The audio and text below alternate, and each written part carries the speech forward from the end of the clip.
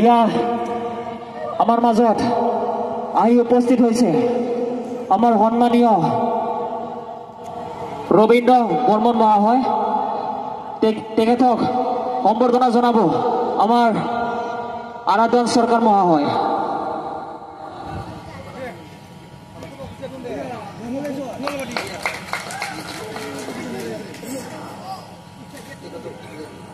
তেখেতক দুই আষাৰ কোৱাৰ কাৰণে অনুৰোধ জনাইছো। সকলোৱে ভালে আছেনে? তো আজি আমাৰ দুৱামাখা গাঁৱত গণেশ চতুৰ্থীৰ সকলো ভক্তপ্ৰাণ ৰাইজলৈ মোৰ আন্তৰিক শ্ৰদ্ধা আৰু নমস্কাৰ।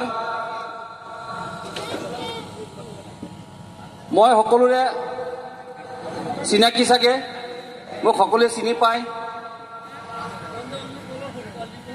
মই আজি বিশেষ ডাঙৰ এটা অনুষ্ঠানত মই এনেকৈ থিয় হ'বলৈ পাই নিজকে বৰ ভাগ্যৱান বুলি ভাবিছোঁ। তো মোক সকলো চিনি পায় যদিও মই আৰু এটা নতুন চিনাকি আহিছে আপোনালোকৰ আগত। সেয়া হ'ল মই আগন্তুক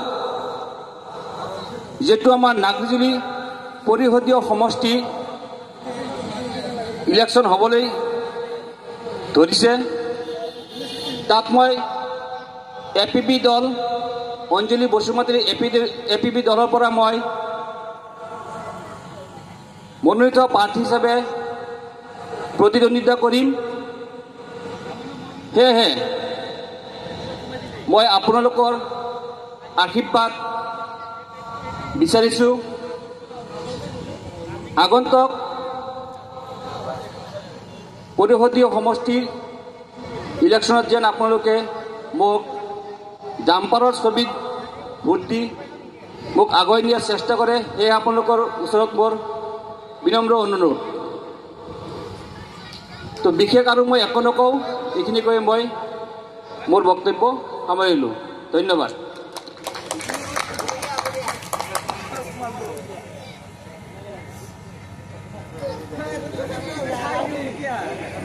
ইয়া নেক্সট